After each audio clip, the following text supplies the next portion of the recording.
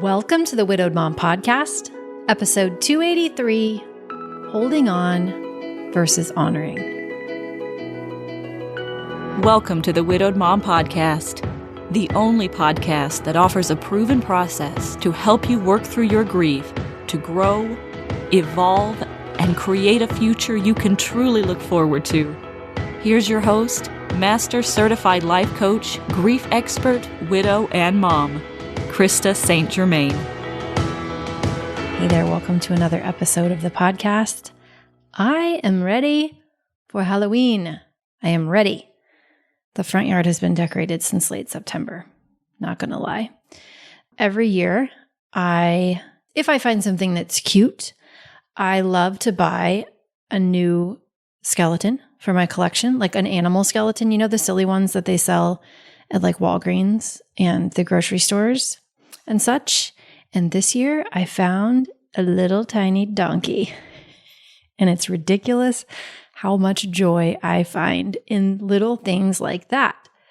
So my collection is a bit much, but I love it and it makes me happy. And it's the small things in life. And damn it, if you want to do small things in life that make you happy, do it. Do it.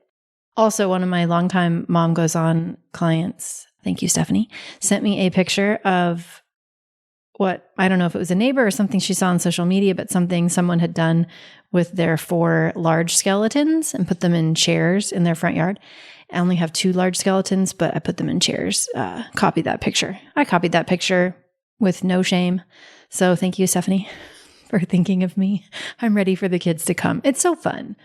It's just a night to be silly and get candy and full-size candy bars at my house. Here we go. Anyway, all right. So before we get into holding on versus honoring, a couple of things I want you to know. One is Happier Holidays is coming November 11th. And this year we're doing it all for free. I decided in past years I've done like a free version and then a VIP version.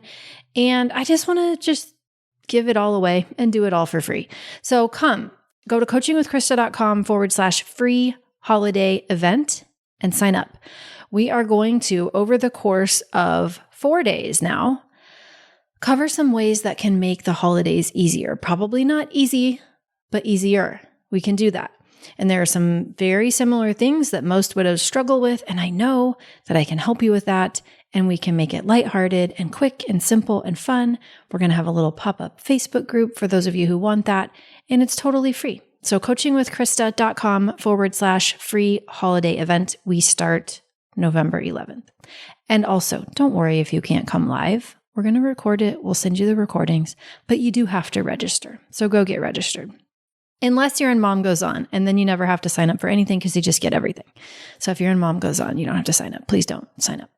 Then the other thing I wanted to tell you is that we have decided to end the Widows Like Us program, to sunset it. It was my monthly subscription where we do a 90-minute workshop once a month. And I've been playing with different ways to help people in early grief. And what I've decided, having done Widows Like Us for a couple of years now, and having experimented with a couple of rounds of Grief Essentials, is that I love Grief Essentials. It's the program that I want to do for acute grief. And so if you are in Widows Like Us, hopefully you have already received an email. This is not news to you, but October will be the last month that we do Widows Like Us. You will not be charged again after October. And because I don't want anybody to not get what they came for, I just decided I'm just going to give you all 12 months. Even if you're only in Widows Like Us for 1 month, 2 months, I'm just giving you all 12 months. So you should have received an email about that too, the recordings for it, right? So that way you still have the content. And going forward, Grief Essentials will be the program that I use to help people who are struggling with early grief and want early grief to be easier. And then, of course, Mom Goes On, my tried and true program that's been available for, November of 2019. We started it. That is the program for women who are a little bit further along in grief, but feeling stuck, kind of in that plateaued place. One of the things I love about Grief Essentials for early grief, more than Widows Like Us, is that people are getting to know one another. And we're doing it so that everybody can see each other if they want to have their cameras on, and people are talking and they're connecting and they're getting to know each other. And it has much more of a mom goes on vibe to it. And that's what I really want to create, is that space of community. So it's a good thing to evolve. And here we are, we're evolving. So Widows Like Us will be sunsetting, Grief Essentials will take its place, and of course, Mom Goes On is still available. And then I realized I haven't read any reviews lately, so I wanted to read a couple because I really appreciate when people leave reviews. And there was a couple that I haven't read recently. So this one's from Spicy MB, and it says, much needed. I feel very fortunate that I found Krista and her coaching. The podcast has helped me connect to the experience of losing my partner without becoming lost in the experience. And I just think that's so amazing. I'm seeing it's very possible to grieve and move forward in my life without guilt or shame. Thank you, Krista. And I just want to say thank you. That is a beautiful thing, right? We can all do that, to connect to the experience of losing our partner without getting lost in the experience. So well written.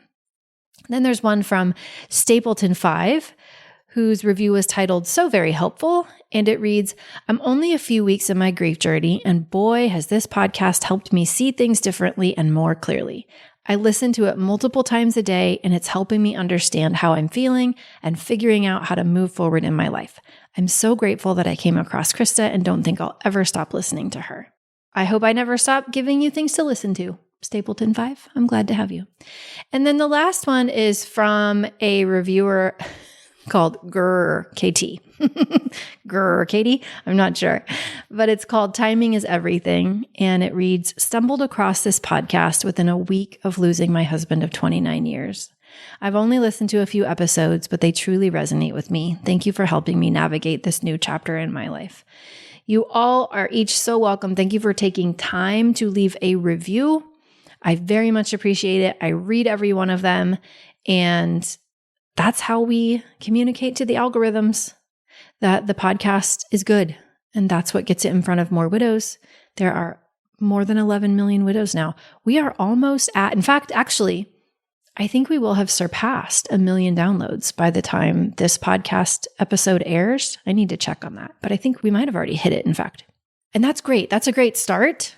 We've got so much more work to do. So many more widows need these tools. And so thank you for being part of that.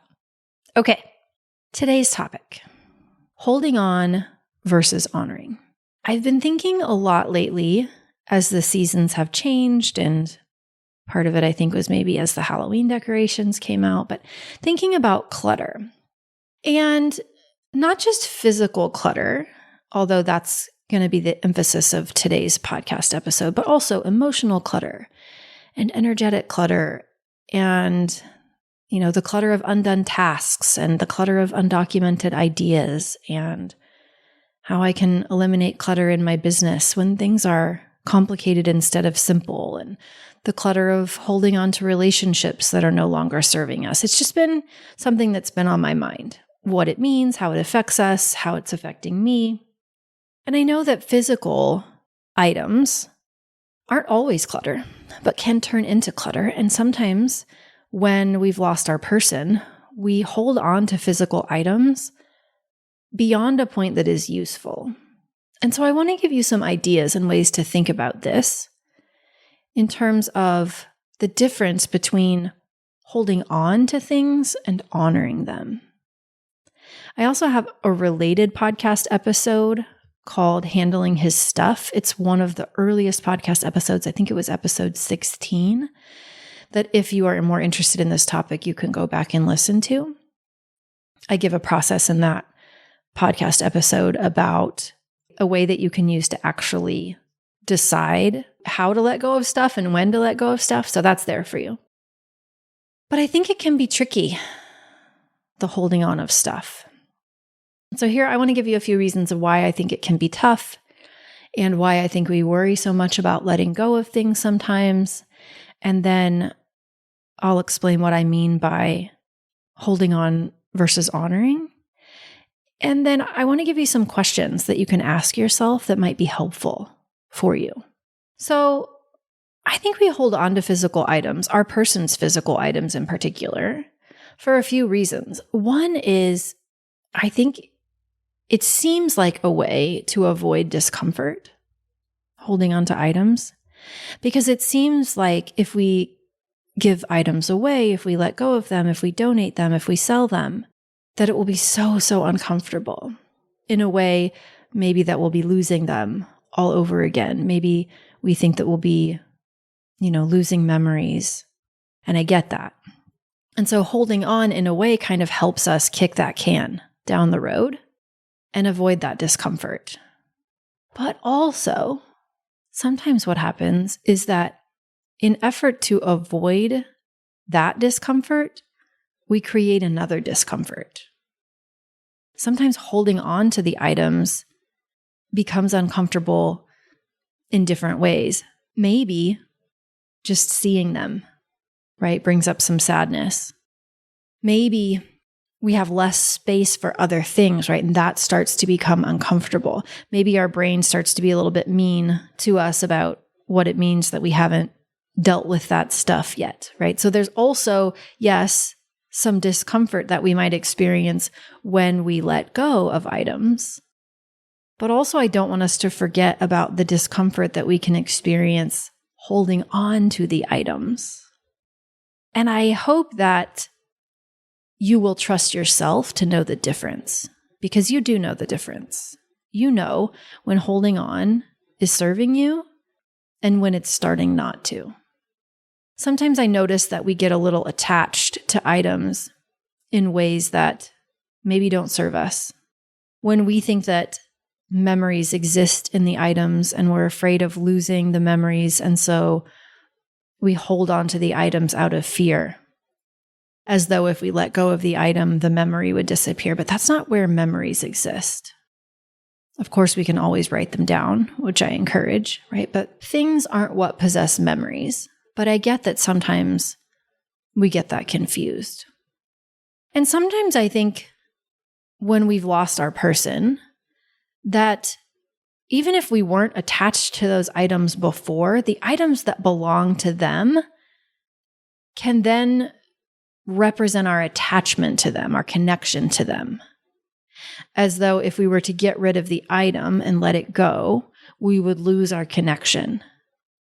We would lose the previous life that we had that we're not quite ready to let go of yet, or that we really wish we still could have.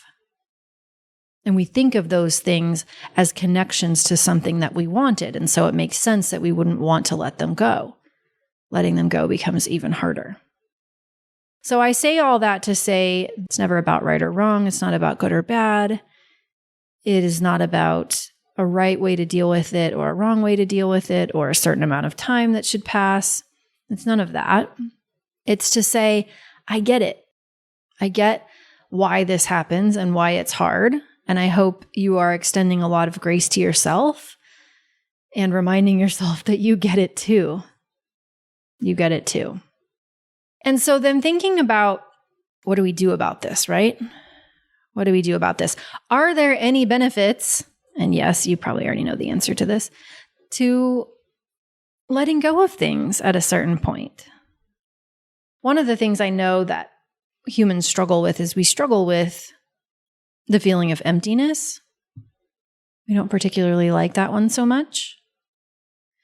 And I think that's interesting because emptiness is also a beautiful thing in a way. Like if you think about a cup that's always full, that cup that's always full is never able to receive anything new or different because it's full. But a cup that's empty has the capacity to receive something new. It's not wrong to be full, and it's not right to be empty, but they allow for different things.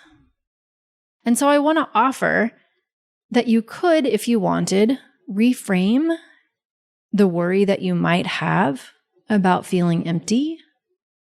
And you could reframe it in such a way that you choose to see it as maybe not the most amazing thing you've ever felt.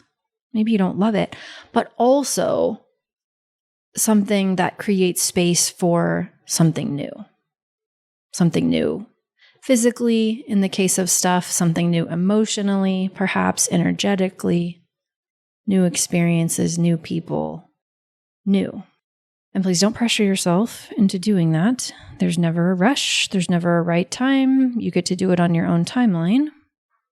But if you notice yourself holding back from letting go of things because you're worried about feeling uncomfortable or feeling empty, yes, and there is opportunity there for the next thing that is coming into your life, that is ready to come into your life, that will come into your life.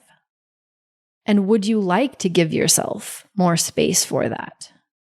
Would you like to let go of what no longer fits? That's the reframe.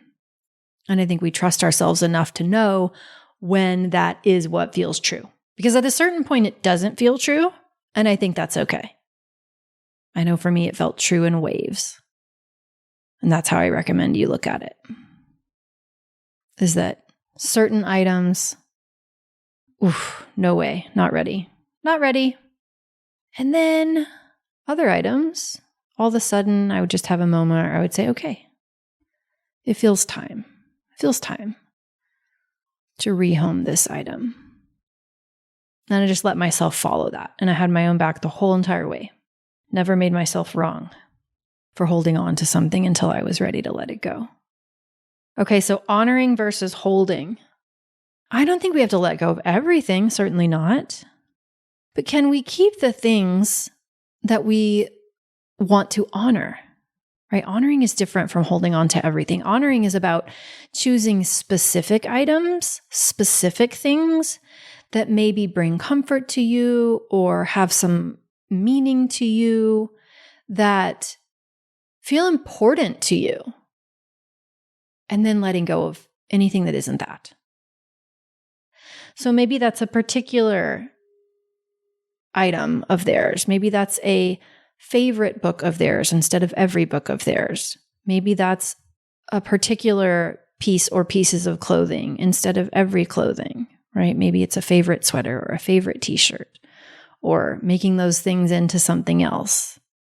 Maybe it's not every tool they ever owned, but it's something that, is useful to you or they really loved and it feels significant or special. Maybe it's something they taught you to use. And then releasing the things that don't feel useful to you. And again, trusting yourself to know the difference. And then as you do it, reminding yourself that your memories are not in those items. Letting go of anything doesn't mean you're moving on. It doesn't mean you're forgetting them. It doesn't mean you didn't love them. It doesn't mean anything about you. It means you have decided that you get to be the boss of curating your space and curating your stuff. You have decided that memories exist in your mind and that no one can take them away from you, and you are not beholden or bound to stuff that is dragging you down.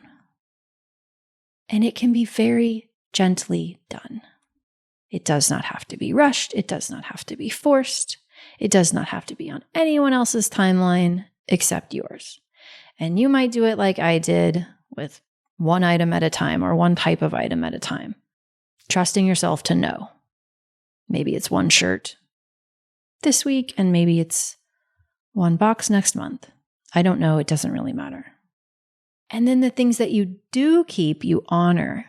You don't just bury them in boxes where you can never enjoy them. If you really do feel joy when you see them, or a sense of nostalgia or significance that matters to you, then where could you put them so that you're honoring them, so that their presence is a gift to you, not just something that someday you might find in a box that you forgot about. It's not wrong also to put things in boxes. I'm not saying that. I'm saying if you want it and you've decided to keep it and it matters to you, it's okay to honor it by giving it a physical spot that gets it in front of you. So we can hold on to lots and lots of stuff, all the stuff, and it might feel heavy and it might drain us, and we might not feel good when we look at it. Or we can thoughtfully over time cultivate what we choose to keep, and what we choose to keep, we honor. So some questions I want you to ask yourself if you're interested. what items am I holding on to that feel heavy? And why am I still holding on to them? Is it because I've tied up my memories in them and I'm telling myself if I let them go that I'll forget or I'll regret, or that I wasn't a good partner, that I didn't love them? You know the things that you're holding on to that feel heavy. Why are you holding on to them? This is not me trying to get you to let go of them. It's not it. It is for you to get more in touch with what's going on inside of you so that you can figure out how to support yourself next. Maybe the answer is that, you know what, I'm not ready. And that is a beautiful answer. That is your answer. Okay, another question. Does keeping these items help me or does it hold me back? Does it help me or does it hold me back? Does it move me toward what I want or away from what I want? And there is not a right or wrong answer. This is a very personal question, and it might be different for different items. There was a certain point where his toothbrush helped me. Like early in grief, it felt important to have his toothbrush and personal items on the bathroom sink. It reminded me that I wasn't crazy.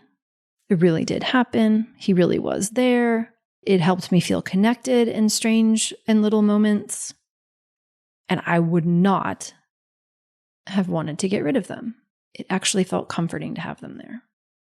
But then at a certain point, it didn't feel that way anymore. So ask yourself that. Is keeping this item or items moving me toward what I want or away? Is it helping me or is it holding me back? And then, if you sense that something is holding you back, ask yourself, what new space, physical space, emotional space, energetic space, what new space could I create by letting go of it?